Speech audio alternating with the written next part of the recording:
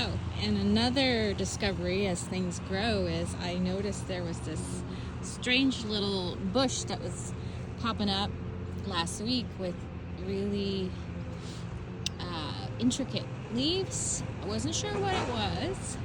And then this week I see buds, and these are peonies.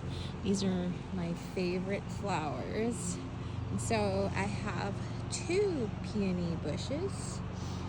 Looks like maybe some irises might be coming in, I'm not sure. Some kind of bulb flowers. We definitely had some tulips and daffodils, but those are gone. And then this is where the strawberries are, which are my favorite fruits.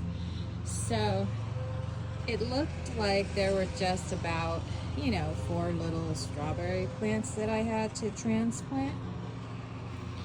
But then I looked on the other side of the fence, and it is full of strawberries.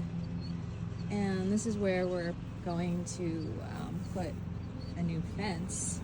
So I guess it might have to get a little damaged.